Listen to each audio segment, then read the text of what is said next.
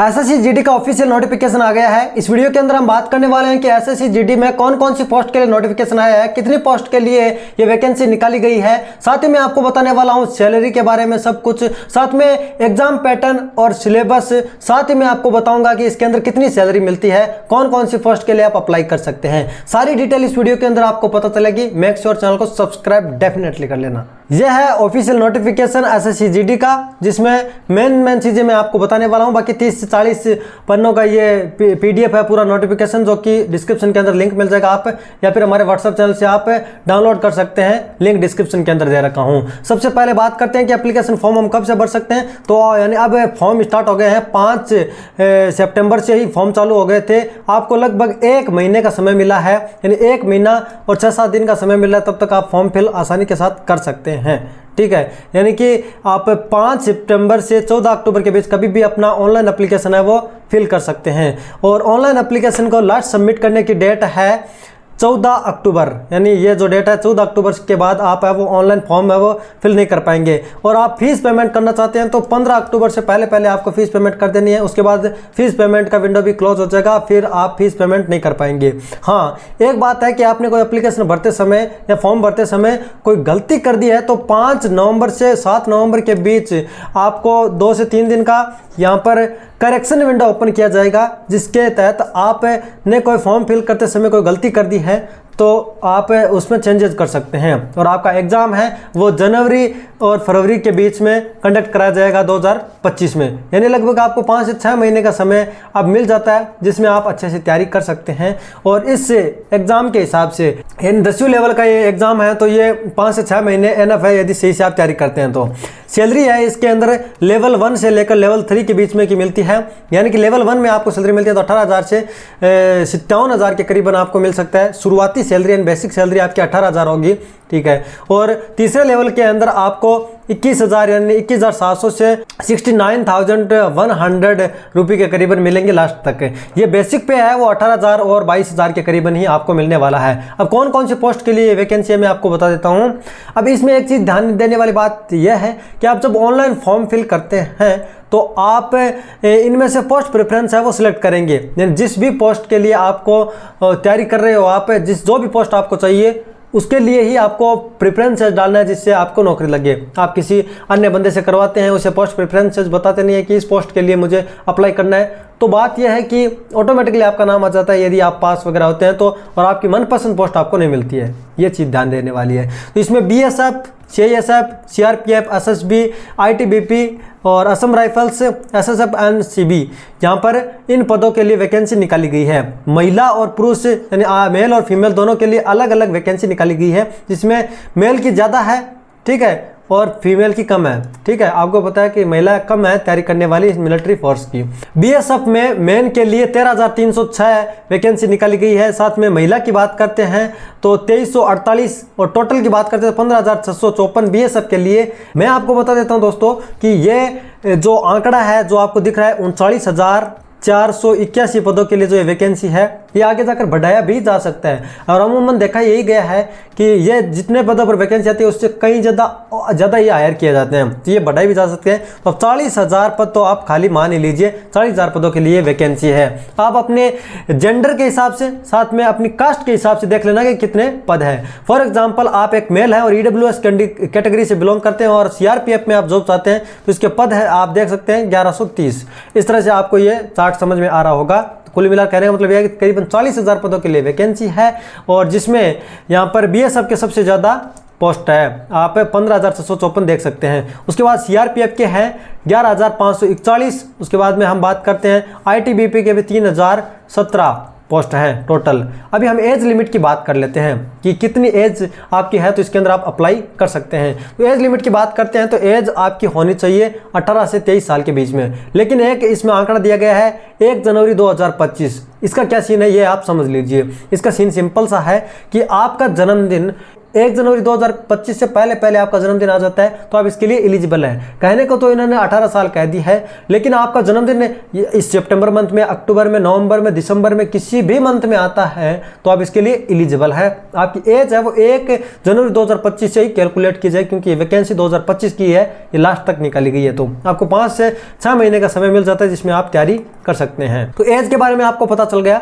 लेकिन एक बात यह है कि आप यदि रिजर्व कैटेगरी से आते हैं, जैसे कि SC ST OBC, तो SC ST के लिए 5 साल का एज रिलैक्सेशन है, यानी इसके अंदर 5 साल का आप एज रिलैक्सेशन लगा के फॉर्म भर सकते हैं। तो आपके लिए 23 की जगह ये एज हो जाती है 28। OBC कैंडिडेट है तो आपको 3 साल का एज रिलैक्सेशन मिलता है, जो कि 23 की जगह 26 साल के भी आप हैं तो आपको यानी अपर के लिए रिलैक्सेशन मिलता है, लोअर के लिए कोई रिलैक्सेशन नहीं होता है। ठीक है। अब एक सर्विसमैन है तो 3 साल का एज रिलैक्सेशन मिलता है। अब ये एक सर्विसमैन क्या होता है ये भी मैं आपको थोड़ी देर के अंदर बताऊंगा। और किसको रिलैक्सेशन मिलेगा एज के अंदर, तो मैं आपको बता देता हूं कि कम्युनल राइट्स 2002 जो कि गुजरात के अंदर हुआ था, और इसमें आप EWS कैटेगरी से है तो 5 ईयर का आपको एज रिलैक्सेशन मिलेगा।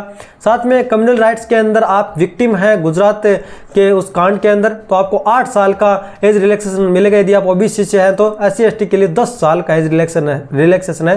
तो यदि आप एक विक्टिम हैं और आपकी एज 33 वर्ष भी हो गई है और आप SC ST कैटेगरी से बिलोंग करते हैं तो आप SSC GD के इस वैकेंसी के अंदर फॉर्म भर सकते हैं और तैयारी करके उन पोस्ट के अंदर आप जॉब पा सकते हैं। अभी एक मैं आपको बात बताऊं, यहाँ पर BSF CISF CRPF SSP ITBP और असम राइफल SSF NCB, इनमें से सबसे बेस्ट पोस्ट कौन सी इसके ऊपर आप चाहते हैं तो मुझे कमेंट करके बताइए। मैं वीडियो ला दूंगा, सारी डिटेल मैं आपको बता दूंगा। ठीक है। वैसे भी मैं वीडियो लाने वाला हूँ तो आप चैनल को सब्सक्राइब डेफिनेटली करके रखना। अभी एक चीज़ यहाँ पर दिखाई है कि डेट ऑफ बर्थ है वो आपके सेकेंडरी एग्जामिनेशन यानी 10वीं क्लास की मार्कशीट के अंदर है वो सेम टू सेम डालना। गलती आप बिल्कुल मत करना। आपको करेक्शन विंडो तो मिलता है, आप चेंजेस तो कर सकते हैं, लेकिन आप ध्यानपूर्वक ही फॉर्म फिल कीजिए। ठीक है। क्या पता आप करेक्शन करते वक्त 2 दिन के समय में उसको आप भूल जाए SSC GD के फॉर्म को तो आप करेक्ट नहीं कर पाए। इसलिए जो आपके डॉक्यूमेंट के अंदर एज लिखी गई है और डेट ऑफ बर्थ लिखी गई है वो सेम एज इट इज आपको डाल देना है। अब एक्स सर्विसमैन का मतलब इतना सा है कि कोई रेगुलर आर्मी नेवी एयरफोर्स से इंडियन यूनियन के अंदर कोई जॉब कर रहा है रेगुलरली तो उसे एक्स सर्विसमैन कंसिडर किया जाएगा, जिसे 3 साल का एज रिलैक्सेशन मिलता है। अभी एजुकेशनल क्वालिफिकेशन की बात करते हैं तो आपको अब तक समझ में आ गया होगा। तो यदि आप 10th क्लास पास कर रखे हैं तो आप इस के अंदर अप्लाई कर सकते हैं। ठीक है। किसी भी रिकॉग्नाइज्ड बोर्ड या यूनिवर्सिटी से आपने 10th क्लास पास कर रखे हैं तो आप इसके अंदर अप्लाई कर सकते हैं। और इसके अलावा कोई एसेंशियल क्वालिफिकेशन की जरूरत नहीं है। अपर आपकी कोई क्वालिफिकेशन है तो आप फिल कर सकते हैं, लेकिन यदि आप 10th पास है तो आप इसके अंदर अप्लाई तो जरूर कर सकते हैं। अभी एक बोनस मार्क्स की बात करते हैं तो यदि आप NCC कैंडिडेट है और आपके पास C सर्टिफिकेट है तो आपको 5% का बोनस मार्क्स मिलेंगे। B सर्टिफिकेट है 3%, A सर्टिफिकेट है 2% के आपको क्या मिलेगा, बोनस के नंबर मिलेंगे। NCC आपने कर रखा है तो अब अप्लाई किस तरह से करना है। अप्लाई करने के लिए सबसे पहले आपको SSC के ऑफिशियल वेबसाइट पर जाना है ssc.gov.in पर। ठीक है। यहाँ पर यह लिंक भी दिखा रखा है nic.in। इसमें जाकर आपको सबसे पहले OTR करना पड़ेगा। OTR कंप्लीट होने के बाद में आप फॉर्म फिल कर सकते हैं आसानी के साथ। आपकी जानकारी है वो ऑटोमेटिकली OTR से काफ़ी सारी फेच कर ली जाती है। आपको सिग्नेचर वगैरह सिंपल से अपलोड करने पड़ते हैं। मैं आपको बता देता हूं दोस्तों कि फॉर्म किस तरह से अप्लाई करते हैं। तो अप्लाई करने के लिए मैंने पहले ही वीडियो बना दिया है, इस वीडियो को आप जाके देख सकते हैं। इसके अंदर मैंने कंप्लीट तौर पर आपको सिखाया कि किस तरह से आप SSC GD के अंदर फॉर्म भर सकते हैं और OTR भी किस तरह से कर सकते हैं। सिंपल भाषा में उस वीडियो के अंदर बताने की मैंने कोशिश की है। मेक श्योर आप उस वीडियो को जाके जरूर देख लेना। तो इस पार्ट को हम छोड़ देते हैं कि कैसे हम अप्लाई करेंगे। हाँ, एक चीज़ हम बता देता हूँ कि फीस कितनी लगेगी। तो UR कैंडिडेट के लिए है वो 100 रुपये का फीस आपके लगने वाला है। लेकिन यदि आप SC कैटेगरी या फिर ST या फिर ECM यानी एक्स सर्विसमैन हैं और वुमेन हैं तो आपको क्या है कि फीस देनी नहीं है, बिल्कुल फ्री है। फ्री के अंदर आप फॉर्म डाल सकते हैं। पेमेंट आपको क्या ऑफलाइन करना पड़ता है जी? बिल्कुल नहीं। आप भीम UPI नेट बैंकिंग और वीज़ा कार्ड या मास्टर कार्ड या रुपए डेबिट कार्ड इनसे आप पेमेंट कर सकते हैं और पेमेंट करने का और कोई तरीका नहीं है। ठीक है। There will be a no option to pay fees through any other mode. आप ऑनलाइन मोड से ही पेमेंट कर सकते हैं। 100 रुपये का आपको पेमेंट करना पड़ता है जो एप्लीकेशन सबमिट होने के बाद में आप कर पाएंगे। अभी हम बात कर लेते हैं एग्जाम पैटर्न के बारे में। तो एग्जाम का पैटर्न क्या रहता है, तो इसमें है वो 60 मिनट का तो आपको समय दिया जाता है, जिसमें रीजनिंग से आपको 20 क्वेश्चन पूछे जाएंगे जो कि उनके नंबर होंगे 40। ठीक है। 20 क्वेश्चन रीजनिंग और जनरल इंटेलिजेंस के पूछे जाएंगे, जो 20 क्वेश्चन पूछे जाएंगे और 40 नंबर के होंगे। साथ में पूरा जीएस आएगा इसमें। जीएस के अंदर आप physics, chemistry, math, geography, politics, economics, environmental studies, current affairs सारे ही आ जाते हैं जो कि आपको पढ़ने पड़ते हैं जीएस के अंदर। तो 20 क्वेश्चन आएंगे और 40 नंबर के होंगे, ठीक है। टोटल समय आपको 1 घंटा मिलता है, जिसमें 1 घंटा के अंदर आपको कंप्लीट करना पड़ता है अपना पेपर, ठीक है। मैथमेटिक्स की बात करते हैं तो वो भी 20 क्वेश्चन आएंगे 40 नंबर के। और इंग्लिश और हिंदी इन दोनों सब्जेक्ट में से आपको एक सब्जेक्ट सेलेक्ट करना है जिसमें भी आपकी अच्छी पकड़ है। इंग्लिश ज़्यादा आती है तो इंग्लिश में आप फॉर्म भी भर दीजिए, यानी कि आपको पेपर इंग्लिश में चाहिए तो इंग्लिश का आपको ऑप्शन मिलेगा फॉर्म भरते समय। और हिंदी में आपको पेपर चाहिए तो हिंदी आप सिलेक्ट कर सकते हैं। नॉर्मली काफ़ी सारे एग्जाम ऐसे होते हैं जिनमें इंग्लिश मैंडेटरी है, जो कि एसएससी जीडी के अंदर नहीं है। और दोस्तों मैं आपको बता देता हूं कि सिर्फ हिंदी ही नहीं, इसमें आप कोई स्टेट की नॉर्मल भाषा जैसे कि बंगाली, गुजराती, कन्नड़ा, कोंकणी, मलयालम, मणिपुरी, मराठी, तेलुगु, पंजाबी, तमिल, ओडिया, उर्दू, इन भाषा के अंदर भी अपना फॉर्म है वो आप भर सकते हैं, यानी एग्जाम भी इसमें दे सकते हैं। फिर आपके ना हिंदी आएगा ना इंग्लिश आएगा, जो आप यहाँ पर लैंग्वेज सेलेक्ट करते हैं उसी के अंदर पेपर आएगा। और आपकी इनके अंदर तो पकड़ जरूर होगी क्योंकि इन स्टेट से आप बिलोंग करते हैं। तो ये एसएससी जीडी का सबसे अच्छा फायदा है कि 10th पास वाले अप्लाई कर सकते हैं। साथ में हिंदी और इंग्लिश में से जो आपको अच्छा लगता है उसमें आप अप्लाई कर सकते हैं, और यह भी नहीं लगता है तो आप अपनी स्टेट की लैंग्वेज के अंदर भी अप्लाई कर सकते हैं।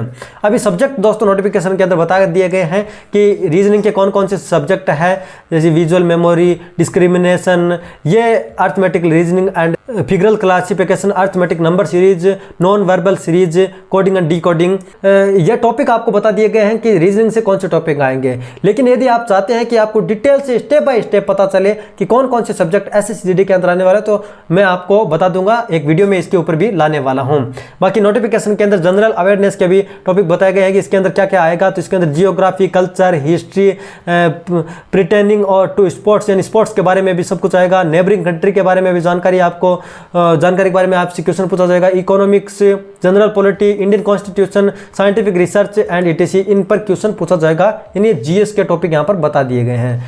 बाकी मैथ के टॉपिक भी यहाँ पर बता दिए गए हैं कि profit and loss, discount, mensuration, time and distance, ratio and time and work, इनसे क्वेश्चन पूछे जाएंगे। हिंदी और इंग्लिश में से जो भी आप सिलेक्ट करते हैं उसी के हिसाब से आपको क्वेश्चन पूछे जाएंगे। अब सिलेक्शन का प्रोसेस क्या है मैं आपको बता देता हूं। तो ये सीबीटी बेस्ड एग्जाम होने के बाद में, यानी कंप्यूटर बेस्ड एग्जामिनेशन होने के बाद में आपको शॉर्टलिस्ट किया जाएगा पीएसटी और पीईटी के लिए। पीएसटी और पीईटी क्या है? फिजिकल स्टैंडर्ड टेस्ट, साथ में फिजिकल एफिशिएंसी टेस्ट इसे बोला जाता है। तो पहले मैं आपको बता देता हूं, इन दोनों के लिए आपको शॉर्टलिस्ट किया जाएगा। इनमें आप पास होने के बाद में डॉक्यूमेंट वेरीफाई कराने के बाद में आपको अप्रूव कर लिया जाएगा और आपके ज्वाइनिंग लेटर आ जाएगा। फिर कहोगे मजे मजे, ठीक है।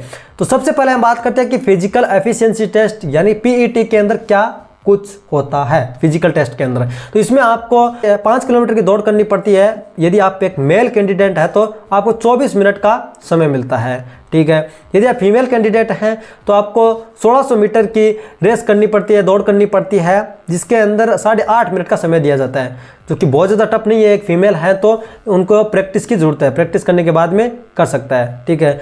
और मेल की बात करते हैं दूसरी रेस की, तो यहाँ पर 7 मिनट का समय दिया जाता है 1600 मीटर दौड़ के लिए। और यहाँ पर महिला के लिए खुशखबरी है कि 800 यहाँ पर मीटर की ही दौड़ पास करनी पड़ती है और समय मिलता है आपको 5 मिनट का। तो ये काफ़ी ज़्यादा टफ नहीं है महिला के लिए। तो यदि आप जी जान से तैयारी करते हैं तो आप इसके अंदर पास हो सकते हैं। ये होता है फिजिकल एफिशिएंसी टेस्ट। अभी हम पीएसटी की बात करते हैं। पीएसटी के अंदर है वो सबसे पहले तो आपकी हाइट तय की जाएगी। तो यदि आप मेल कैंडिडेट हैं तो आपको 170 सेंटीमीटर आपकी हाइट होनी चाहिए। यदि आप एक फीमेल कैंडिडेट हो तो 157 सेंटीमीटर आपकी हाइट है, तो आप फिजिकल स्टैंडर्ड टेस्ट के अंदर पास हो जाएंगे।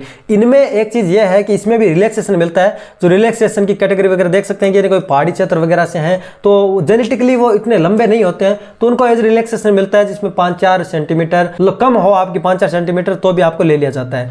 अभी हम एक चीज़ और देखते हैं चेस्ट के बारे में कि चेस्ट कितना होना चाहिए। तो मेल कैंडिडेट की ही वो चेस्ट नापी जाती है, फीमेल की चेस्ट नहीं नापी जाती है, ठीक है।